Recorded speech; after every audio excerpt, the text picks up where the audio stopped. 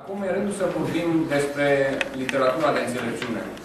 There are many pieces of wisdom literature that have been recovered from the ancient world. Au fost descoperite o grămadă de lucrări de înțelepciune din lumea antică. Some of our oldest pieces of literature are actually pieces of wisdom literature. Unele dintre cele mai vechi documente scrise sunt parte a literaturii de înțelepciune. So, for example, one of the earliest Sumerian texts is a list of proverbs. Unul dintre cele mai vechi texte sumeriene, de exemplu, este o listă de proverbe. So that's the context that we're working from. Acesta este contextul în care lucrăm. Wisdom was thought of in the ancient world in very similar terms to how Israelites thought about it. Înțelepciunea era gândită în lumea antică în termeni foarte asemănători cu cei în care gândea israelitul. Wisdom ultimately has to do with order in society. Înțelepciunea avea de-a face în cele din urmă cu ordinea din societate. And you can see this as you read through the book of Proverbs or Ecclesiastes. Poți vedea clar lucrul acesta atunci când citești proverbele sau Ecleziastul. They're asking and answering questions like, how do we find order within our family? Ei încearcă să răspundă la întrebarea cum găsim ordinea în familie. In relationships between husbands and În wives. relația dintre soție, Between parents and children. între părinți și copii. How do we find order in society with government? Cum ajungem la ordine în societate? How do you find order in your life in terms of how you relate to other people? Cum faci ordine în viața ta, în termenii relației cu alți oameni? How you use your tongue? Cum îți folosești limba? How you choose, make decisions one way or the other. Cum poți ajunge să iei decizii, într-un fel sau altul? Wisdom literature talks a lot about the two paths, the path of the righteous and the path of the wicked. Literatura de înțelepciune vorbește mult despre cele două căi, calea dreptului și calea celui rău. And these are all ways in which people seek order in their lives. Acestea sunt căi prin care oamenii încearcă să găsească, să ajungă la ordine în viața lor.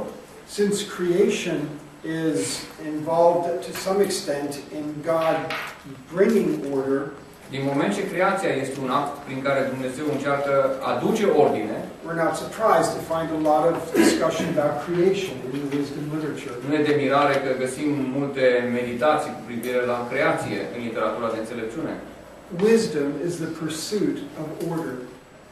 Înțelepciunea este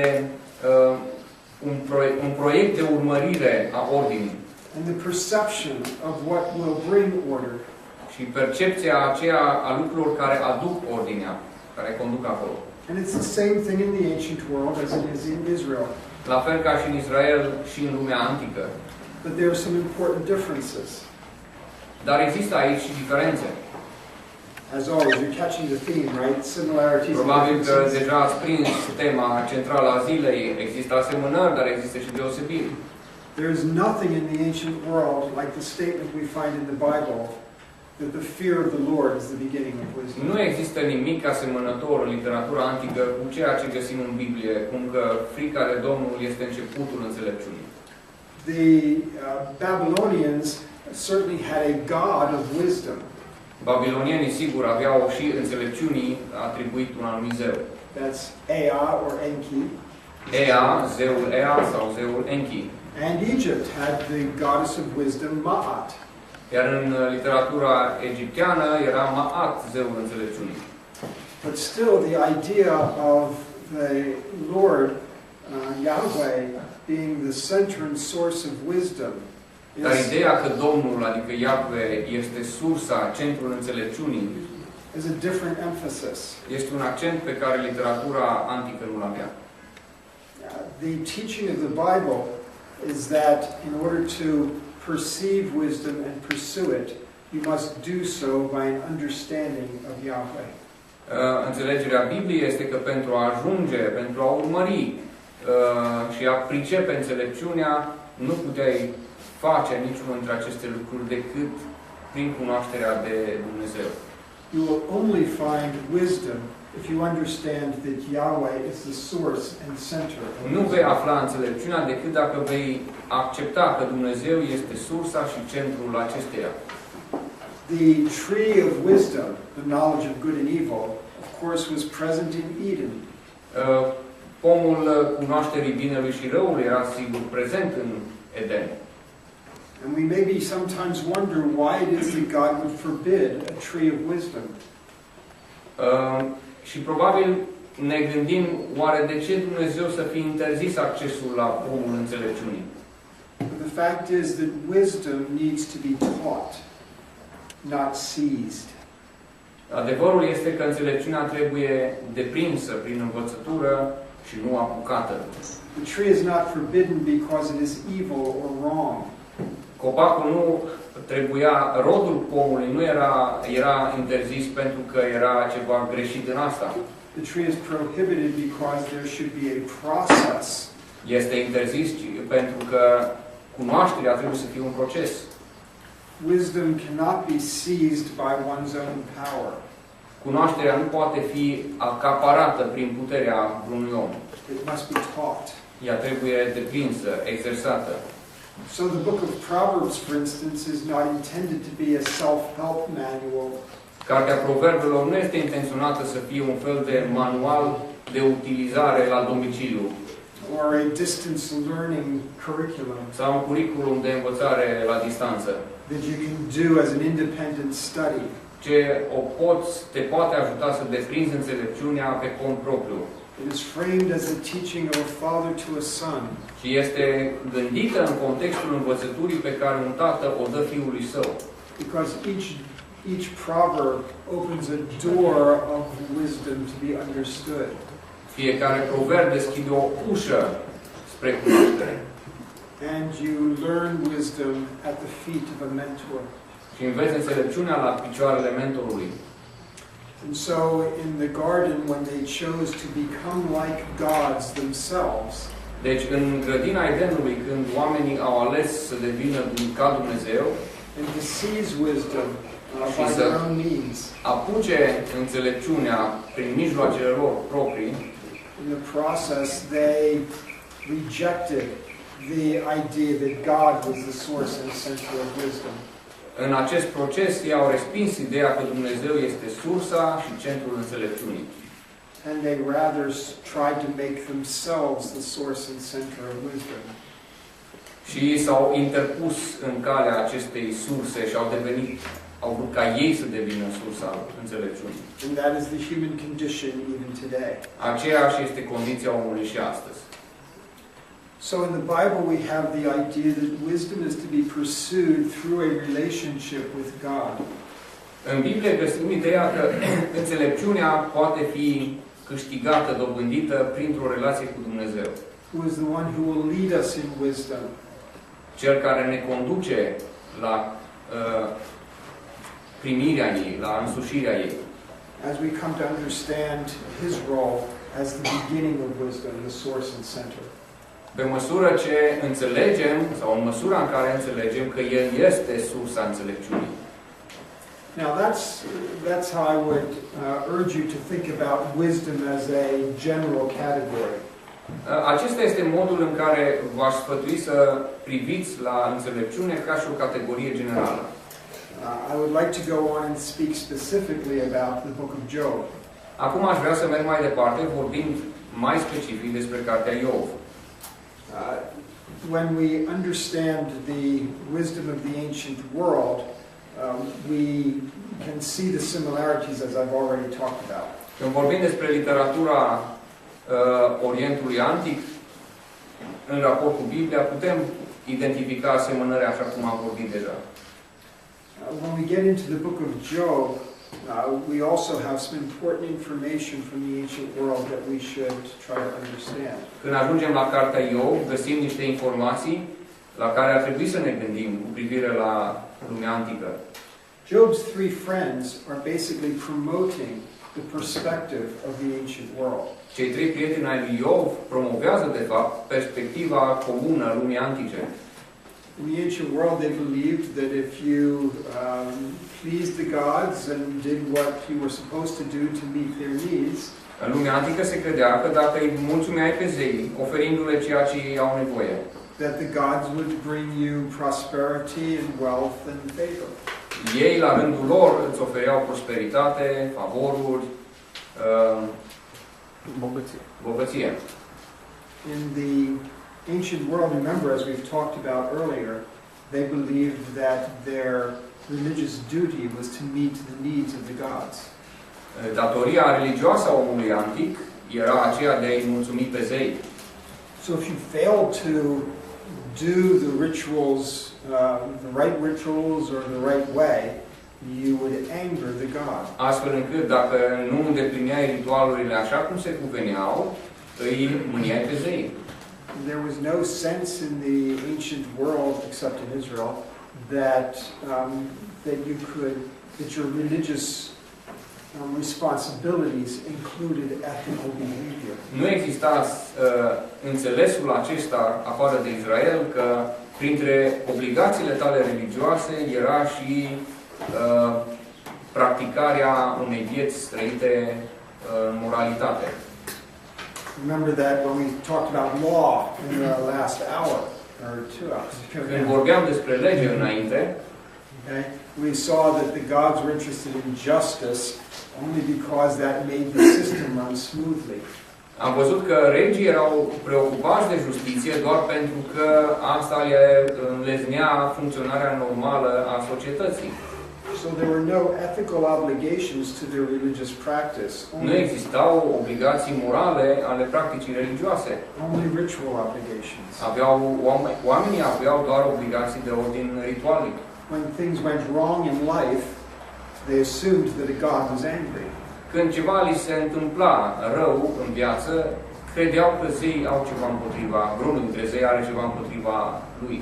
And if a god was angry, your job was to appease that anger. Și dacă vreun zeu era mânios, trebuia cumva să-l liniștești. And you would do that by means of trying to determine some sort of ritual that could be conducted. Și trebuia să găsești un anume ritual adecvat ca să poți liniști mânia zeului. And the whole objective was that they could get back in God's favor and get their stuff back. Obiectivul era ca să ajungă din nou în favorurile zeului și să-și primească binecuvântările înapoi. Prosperity, their health, whatever. Prosperitatea, sănătatea, indiferent ce au pierdut. So appeasement was the main objective. Liniștirea zeilor era un obiectiv principal. So that you could be restored and again be healthy or wealthy or și toate lucrurile bune să fie restaurate apoi. So when the friends are advising Job, they're trying to advise him on a way to appease an angry God. Sfatul prietenilor lui Iov este ca tipic în acest compartiment al liniștirii, al potolirii mâniei zeului. And their whole focus is to help Job get his stuff back, his prosperity. Scopul lor era ca să-l ajute pe Iov să-și recapete jucăriile. Now, if Job listens to their advice, God loses. Dacă Iov ascultă de sfatul lor, perdantul este Dumnezeu. When Satan comes before God, his very point is that yes, Job is righteous, but in his righteousness, he's really only interested in prosperity. Satan, tocmai punctul acesta încerca să sublinieze în discuția lui cu Dumnezeu. Iov este un om drept pentru că are niște beneficii. He says that while Job acts righteously, he's only doing it because he gets paid very well. El este un om drept doar pentru că are de câștigat destul de mult din afacerea asta. If you took away the benefits, dacă ei lua beneficiile care le are acum, you'd find that his righteous behavior would crumble. Vei vedea că de fapt și purtarea lui dreaptă se duce odată cu el. See, he's challenging what Job's motives are. El pune la îndoială motivele pe care le-ar avea Iov. He's not challenging that Job actually lives righteously. El nu pune la îndoială comportamentul lui drept. Everyone knows that he does. Toată lumea era de acord că era un om drept. But why does he? Dar motivul, de ce este el drept? And so the challenge is, take it away and we'll find out. De aceea îl provoacă pe Dumnezeu zicându-i, ia-i jucările și apoi să vezi cum se poartă. This is not so much a challenge against Job. Această provocare nu privește doar pe Iov, It's a challenge against God's policies. ci pune la îndoială însăși politicile lui Dumnezeu. See, Job is benefiting from this policy that God has of bringing prosperity to righteous people. Iov este beneficiarul acelei politici care ar zice că Dumnezeu dă binecuvântare peste oamenii drepți. The challenger says, that's a bad policy. Cel care se ocupă cu acuzarea spune că această politică este greșită. Because when you bring benefits to righteous people, Pentru că atunci când dai beneficii unor oameni drepți, you are basically encouraging them to be righteous because of the îi benefits. încurajezi de fapt să fie drepți de dragul beneficiilor. And if you teach them that motivation, they'll eventually forget about being righteous just because they should be righteous. But if you teach them about motivation, If you urge them, in that way, by that policy, you're going to end up being righteous just because of what they get from it. yes. So you undermine their righteousness. Și astfel ajungi să subminezi însăși dreptatea pe care ei o au. So if you're only doing it because you get paid, is it really righteousness? Dacă ești un om drept doar pentru că te plătește cineva să fii, mai poți spune că ești drept. Again, the question concerns motives. Din nou, întrebarea vizează motivul. So it's a challenge to God's policies. Este o provocare adusă de Satan la politicii lui Dumnezeu. Is God's policy of prospering righteous people actually subverting their righteousness? Este oare faptul acesta că Dumnezeu îi binecuvintează pe cei drepți o subminare a dreptăților? Then when Job begins suffering, of course he's got his own challenge. Apoi când Iov ajunge să sufere, acum el este în fața unei mari încercări. It likewise involves God's policies. Și de data aceasta aduce atingerii politicilor pe care le aplică Dumnezeu. He thinks it's not really a good policy for God to let righteous people suffer. El crede că nu este o tehnică prea bună, o politică pe care Dumnezeu o duce, ca să-i lasă pe cei drepți să sufere. So Satan's saying it's not a good idea for righteous people to prosper. Satana spunea că nu este o idee prea bună să le dai binecuvântare belșug celor drepți. And Job is saying it's not a good policy to let righteous people suffer. Iov spunea că nu e o politică prea bună să lași pe cei drepți să sufere. What's a God to do? Acum, ce face Dumnezeu cu cele două? What's the way to run policy in this world? Până la urmă, cum se conduci lumea? După ce politică? In this way we can see that in the book of Job, it is not Job who is on trial. It is God's policies that are on trial. Deci, cu alte cuvinte, în cartea Iov, nu este Iov cel care stă la judecată, ci Dumnezeu și modul în care El guvernează lumea. It gives the book a different sort of perspective. Aceasta dă o cu totul altă perspectivă asupra întregii cărți. Now, how can God lose this challenge?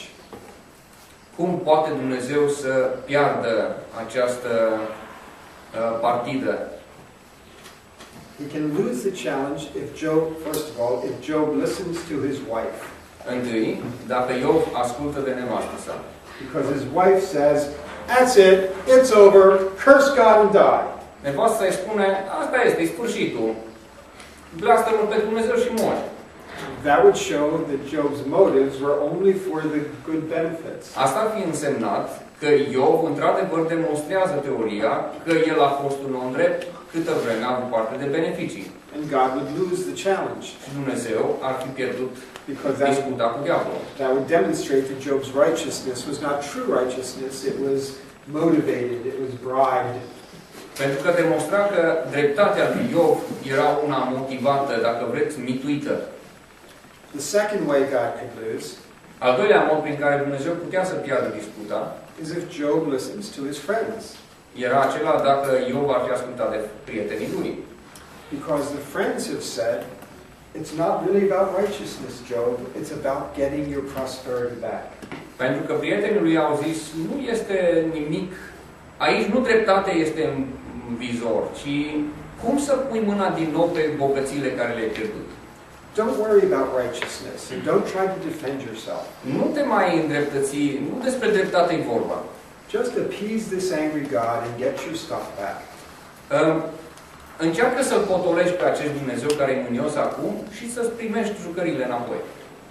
So, again, if Job does that, then he shows he's really only interested in benefits, not in righteousness. Dacă ar fi făcut așa, atunci Iov ar fi demonstrat că el era preocupat doar de beneficiile care decurgeau din acest comportament drept. Job keeps insisting that he's interested in more than righteousness. He's interested in righteousness itself, not the benefits. Însă Iov e încăpățânat să pretindă că el nu-i preocupat de beneficii, cât este preocupat de dreptatea însăși. So he keeps trying to call God into court so that God can explain his reasoning. Și el, în mod continuu, îl invită pe Dumnezeu într-o dezbatere publică, la tribunal, ca să-și explice motivele. The third way that God can lose then, așadar, rămâne a treia modalitate prin care Dumnezeu poate pierde această dispută. If God listens to Job and faces him in court. Anume, aceea dacă Dumnezeu ar fi ascultat de Iov să se înfățișeze într-o dezbatere de felul acesta la tribunal. Because Job's motivation of calling God into court is so that God can give an explanation of why everything happened. Pentru că Iov îl chema pe Dumnezeu la tribunal ca să-i dea lui o explicație despre tot ce se întâmplă acolo. If God gives an explanation, that assumes that there is an explanation that makes everything square and everything right in the world. Asta ar fi însemnat că există o explicație care poate pune toate lucrurile în ordine în lumea aceasta. What is God going to say to Job? Oare ce ar fi putut să-i spună Dumnezeu lui Iov? He doesn't have some great revelation to make to Job about here's what you did wrong and here's why I acted the way that I did. Dumnezeu nu avea să-i dea lui Iov o explicație care să pună toate lucrurile exact la locul lor. So if God comes into court to give an explanation, it gives the assumption that there are explanations and that his policies are working in those ways. Dacă ar fi acceptat invitația aceasta, înseamna că exista o politică specială pe baza căreia Dumnezeu guverna lumea și ținea toate lucrurile într-o anumită ordine. In fact, of course, there isn't an explanation that's founded in justice. De fapt, nu există o explicație care să-și aibă fundamentul în dreptate.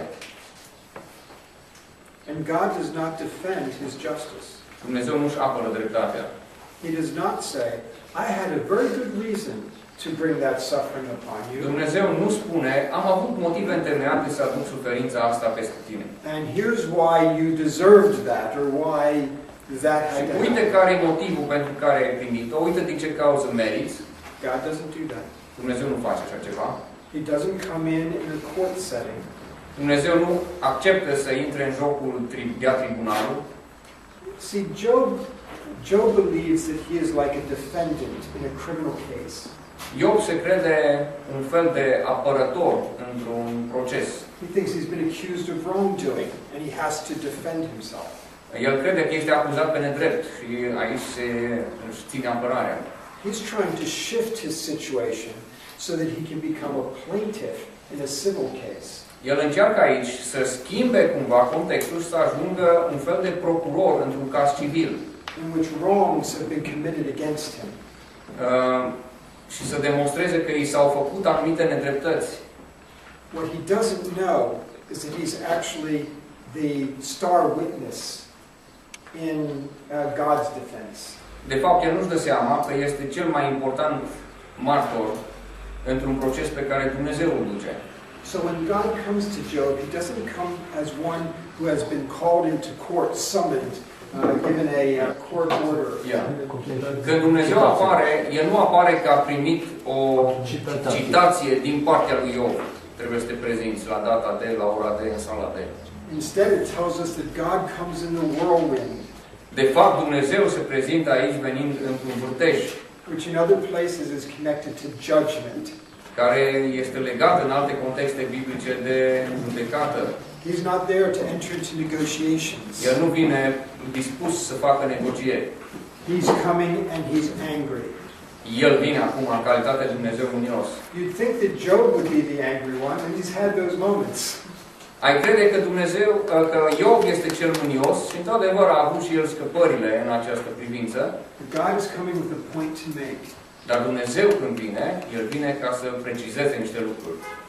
And you can see him confronting Job with a question like, how dare you deny my justice in order to defend Și yourself? El îl abordează pe Iov cu întrebări de felul, cum îndrăznești să pui la îndoială dreptatea mea? That's Job 40, verse 8. Iov 40:8. So we can see that Job has not done everything well, and God is angry. Dumnezeu este mânios. Înțelegem că Iov n-a fost chiar perfect drept. So God's speech is not one in which he defends his justice. Discursul lui Dumnezeu nu este unul în care El să-și țină sie și apărarea. God's speech instead defends his wisdom. Discursul lui Dumnezeu scoate în evidență înțelepciunea sa, ține apărare sau ia apărarea înțelepciunii sale. The point he's making is that we can never have enough information to determine whether he has been just or not. Punctul pe care el subliniază aici este că noi ca oameni nu avem niciodată suficientă informație ca să putem să-L judecăm pe Dumnezeu. We have to instead believe that he is wise. În schimb, trebuie să ne bazăm pe faptul că El este înțelept. And that his actions have been wise. Că acțiunile Lui au fost înțelepte. Even if we never get an explanation. Chiar dacă niciodată nu o să primim o explicație. This involves trust. Asta presupune încredere. And in one sense it involves love. Și într-un anumit sens presupune dragoste. There's a very popular English novel about 10 years ago called The Shack. Has it been translated into Romania? Yes. The Shack. Era un roman acum câțiva ani foarte popular în limba engleză. Baraka. Yeah. In that, one of the speeches, it's a controversial book, and I like it, others don't. But You like all controversial books. Este o carte controversată. I-am zis că îi plac tot astea. But in it, God says, if you loved me, you would trust me. Acolo, la un moment dat, Dumnezeu spune, dacă m-ai iubi, ai avea încredere în mine. But you don't. Dar se vede că nu ai. And so you question me. De-aia îmi pui la îndoială, mă întrebi. And you seem to think that you could do it better. Și crezi că ai fi putut face anumite lucruri mai bine. And that likewise is the human condition. Din nou, aceasta este condiția naturii umane. We look at the world around us, at maybe your own country, or your own family, or your own self. Ne uităm la lumea din jurul nostru, la familia noastră, la sine. And we say, what is God doing? I could do a better job than this. Și pui întrebarea, ce face Dumnezeu? Parcă eu mă descurcam mai bine. That is our arrogance. Asta e aroganța care vorbește. We love God, we trust God, and we know that He is wise. Când îl iubim pe Dumnezeu, ne încredem în El și presupunem că El e înțelept. Now again, this is very different from the ancient world in which Israel lived, because they did not trust their gods. Sentimentul ăsta de încredere care se apropie de Dumnezeu era ceva neobișnuit în lumea antică. They did not love their gods. Ei nu se încredeau în zeii lor, ei nu îi iubeau pe zeii lor. They were created as slave labor to serve their gods. Ei au fost creați ca muncă, ca sclavi care să îndeplinească niște îndatoriri pe care zeii nu vreau să le facă. And the gods were unpredictable and could be cruel. Zeii erau imprevizibili și puteau să fie chiar cruzi. But in the book of Job, God is indicating that He is wise. The gods themselves in the ancient world were known as gods of wisdom, but it wasn't in this way. Și zeii din vechime erau cunoscuți ca zeii ai înțelepciunii, dar nu erau cunoscuți ca Dumnezeul cel înțelept, așa cum îi se arată lui Iov. So again, the ancient world provides us a mirror that reflects but also shows differences. Deci lumea antică și literatura de acolo ne oferă o oglindă în care să putem vedea realitatea aceasta, dar să vedem și diferențele care există între ea și ce ne spune în Biblie. The question of innocent people suffering was a very common question in the ancient world, just as it is today. Întrebarea cu privire la rostul și motivul suferinței era una foarte des întâlnită în lumea antică, la fel cum este și astăzi. But the Bible has a very different answer to give because it has a very different God to promote. Biblia oferă un răspuns foarte diferit de lumea antică, pentru că și Dumnezeu pe care îl promovează ea este unul diferit. And it's an answer that's beyond comprehension in the ancient world. Este un răspuns pe care lumea antică nu putea înțelege. Because it involves a God who can be trusted. Pentru că răspunsul presupune un Dumnezeu în care te poți încrede. The book of Job, then, is not to try to explain to us why there is suffering in this world. Deci, cartea Iov nu încearcă să ne explice de ce există suferință în lume. It's not trying to tell us why we might suffer. Nu încearcă să ne dea răspuns la întrebarea de ce noi suferim. It's not really giving an answer to suffering. De fapt, nu cred că dă un răspuns la suferință deloc. And so some people have found it a very unsatisfying book. De aceea, unii oameni o găsesc o carte cu totul nesatisfăcătoare. Because they've thought that it gives an answer to a certain problem that it's not trying to answer. Pentru că au abordat-o cu gândul că va oferi un răspuns la o întrebare când ea, de fapt, nu dă răspuns la aceasta. When we think about suffering, we still think in terms of getting an answer, getting an explanation. Când noi vorbim despre suferință, ne așteptăm să primim un răspuns. And that reflects our human desires to be satisfied. Fapt care reflectă natura noastră umană, aceea de a fi satisfăcută, de a primi răspuns. But Jesus actually points us in a different direction. Isus însă ne trimite într-o altă direcție. This idea that the righteous prosper and the wicked suffer is an idea that exists throughout history. Ideea aceasta că cel rău suferă, cel drept prosperă, este larg răspândită în istorie. We call it the retribution principle. Îl numim principiul retribuției.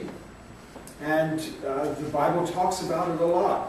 Și Biblia vorbește despre el destul de mult. And it underlies the questions in the book of Job.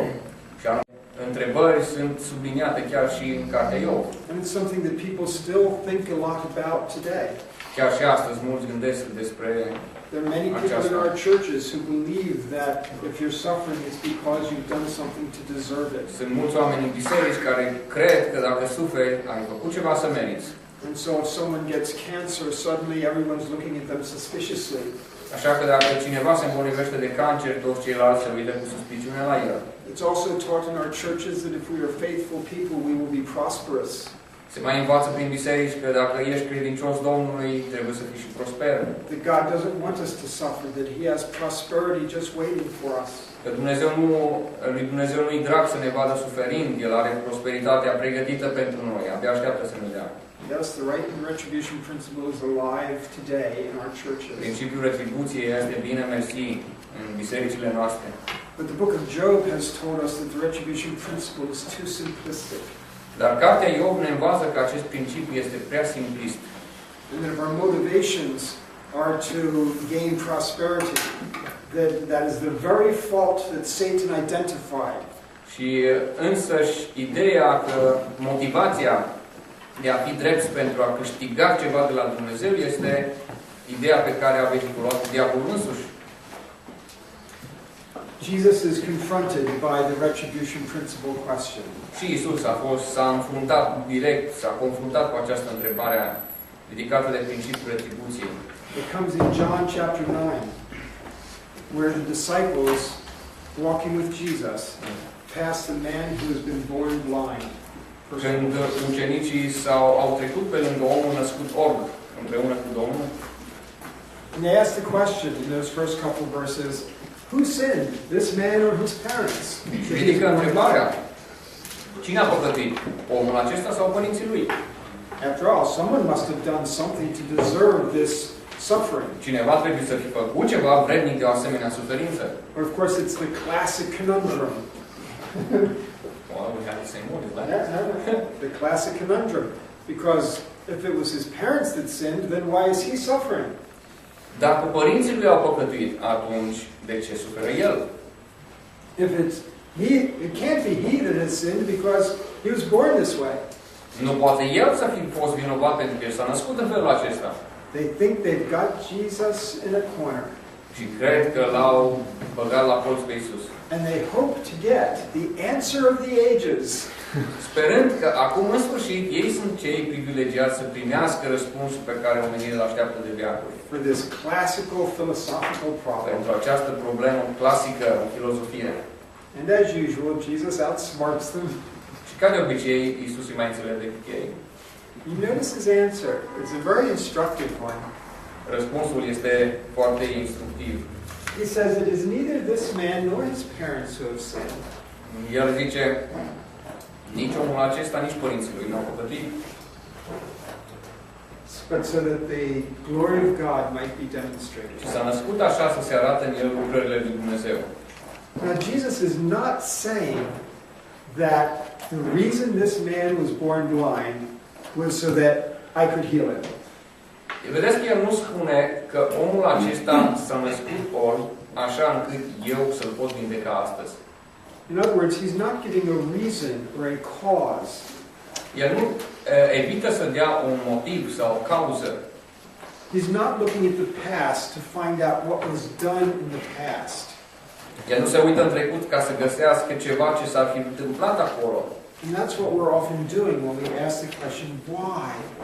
De obicei, noi asta presupunem atunci când ridicăm întrebarea de ce. Instead, Jesus turns them around 180 degrees. În schimb, Domnul îi pune să se întoarcă 180 de grade and says, think about this in terms of the future. și le zice, gândiți la această realitate în termenii viitorului. Don't look for a reason in the past. Nu vă uitați la un motiv, nu căutați la un motiv în trecut. Look for a purpose in the Căutați future. un scop în viitor. And that's what Jesus is describing, the purpose. He says, this man is going to be healed and bring honor and glory to God. Și Domnul Iisus apoi continuă descriind scopul. Omul acesta a fost vindecat ca să aducă slavă lui Dumnezeu. And we need to appreciate that purpose rather than trying to think about what caused it.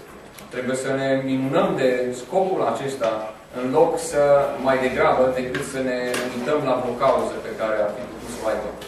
And the lesson that teaches us Lecția pe care o învățăm de aici about suffering is that instead of asking why all these things have happened to us, cu privire la suferință este că în loc să ne întrebăm de ce ni se întâmplă toate aceste lucruri, we should be asking, what do I do from here so that God might be glorified? ar fi mai degrabă o alta, ce pot să fac de aici înainte, așa încât Dumnezeu să fie slăvit. In this very bad situation that I'm in, how can I honor God in my life and in my attitude? Cum pot să îl onorez pe Dumnezeu prin viața mea și atitudinea mea?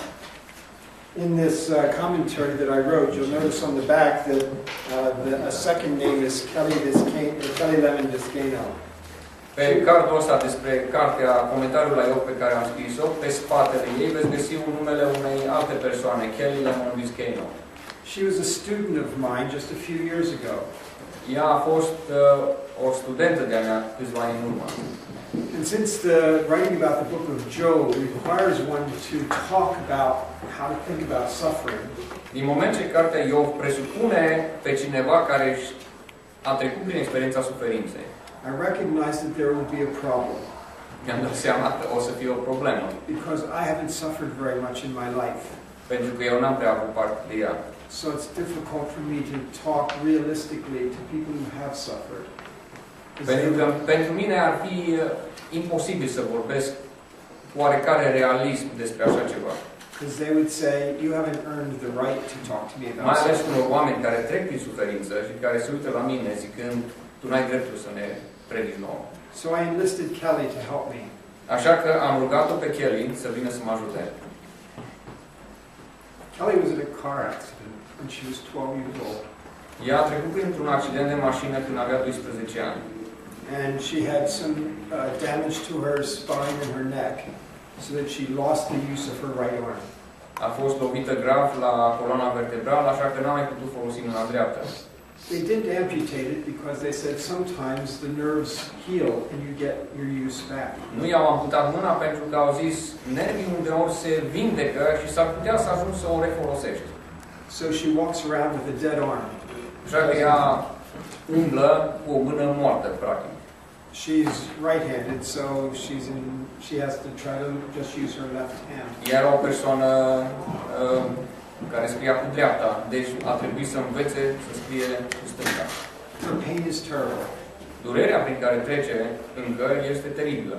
It's kind of ghost pain. I don't know what to call that here. You know, even though there's no nerves, your brain keeps registering pain.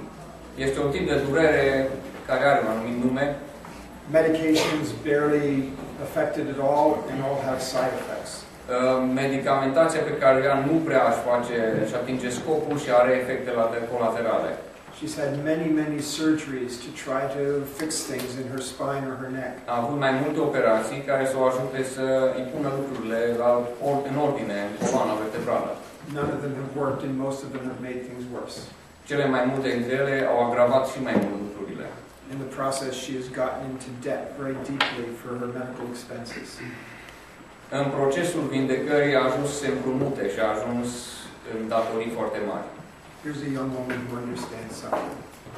Este o tânără care are înțelesul suferinței. And so she helped me as I wrote the book, as I interviewed her about some of the things that were going on with Job. Ea m-a ajutat să scriu cartea aceasta, mai ales în interviul pe care l-am purtat cu ea cu privire la ce se întâmpla cu Job. I asked her things like, you know, do some people say to you the same kinds of things that Job's friends said to him? Am întrebat-o dacă și ei s-au spus de anumiți oameni lucruri care le-au auzit Job de la prietenii lui. Do they act as if you've done something wrong to deserve this? S-au purtat cu tine ca și cum ai fi meritat ce ți s-a întâmplat? Do they suggest that if you only had more faith, you could be healed? Ți s-a sugerat vreodată că dacă ai avea mai multă credință, ai fi vindecată? Do they even tell you that God has told them they are going to heal you today, and then they try and it doesn't work very well? Au fost vreodată oameni care ți-au spus că au de la Domnul puterea de a te vindeca și că astăzi va fi ziua respectivă? Have you thought about taking your own life? Te-ai gândit să te sinucizi vreodată? Have you become angry with God? Ai ajuns să te mâni pe Dumnezeu? Have you screamed to God to give you an explanation? Ai strigat vreodată la Dumnezeu după un motiv? We asked all the hard questions I-am pus tot felul de întrebări de astea grele. that come up in the book of Job, Ele apar în cartea lui Job. and she answered them as honestly as she could.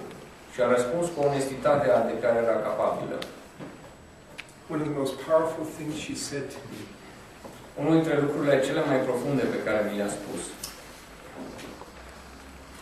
was that I know God is using my suffering to help other people. a fost, știu că Dumnezeu folosește suferința mea să-i ajute pe alții.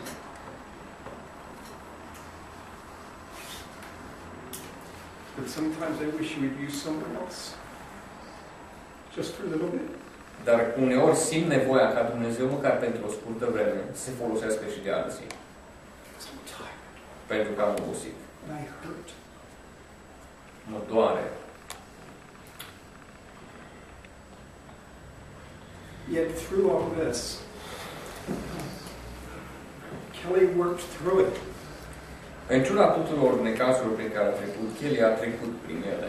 The very process of thinking through the book of Job this way and telling her story was therapeutic to her. Pentru ea, întregul proces al parcurgerii cărții Iov și al relatării istoriei ei a fost cumva terapeutic. Because she was forced to try to reconsider how you think about God when life is very bad. Pentru că a fost constrânsă să se gândească la Dumnezeu, cum este Dumnezeu când viața îți oferă numai rele. That's what the book of Job wants us to do. Cred că asta vrea să facă și cartea Iov. It has answers that the ancient Near East did not have. Are răspunsuri pe care literatura Orientului Antic nu le avea. It has answers that our churches today need. are răspunsuri pe care biserica de astăzi are trebuință să le audă. Because we're so stuck in our own rights to prosperity. Pentru că noi suntem atât de blocați în drepturile noastre de a prospera, de a fi înstăriți. The world is broken, and that's not a surprise to God. Când lumea aia se sfâșie, se rupe în bucăți, nu este o surpriză pentru Dumnezeu. He is not responsible for its brokenness. Dumnezeu nu este responsabil de sfâșierea care există în lume. And He works in it, but according to His own wisdom. El poate să lucreze în ea, o face, dar lucrează după tiparul propriu. And we need to trust that wisdom. Și noi trebuie să avem încredere în înțelepciunea Lui.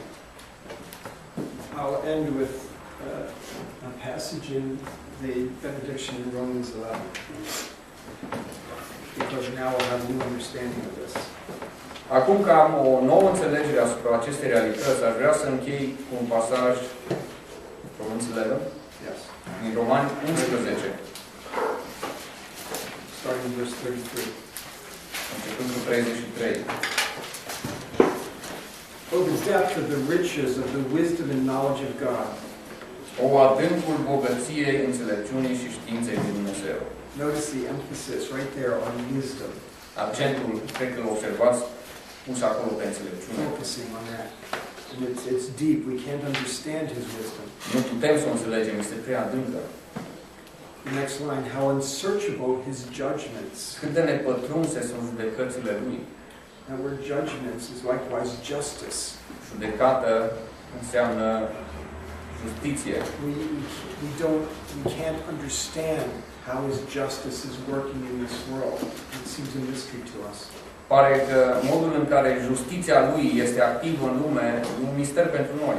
So they are unsearchable, and His paths are beyond tracing out. Căile Lui sunt de neînțeles. We can't figure out what God is doing and why He's doing it. Nu putem înțelege de ce face Dumnezeu anumite lucruri. Because in verse 34, who has known the mind of the Lord? În adevăr, cine a cunoscut gândul Domnului? And who has been His counselor? Și cine a fost sfetnicul Lui? That means you don't get to advise God. You don't get to tell Him how He could do it better.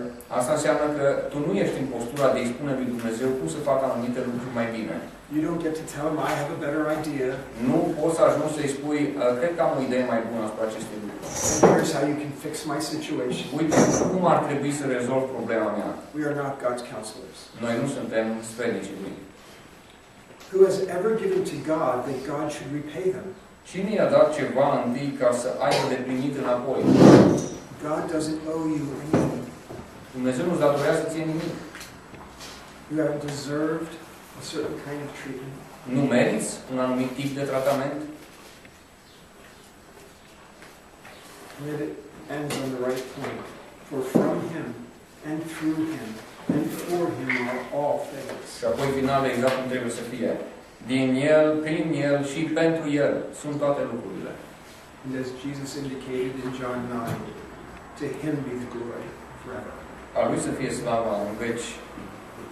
Așa cum spunea și Domnul Iisus în Ioan 9. The book of Job is a powerful book.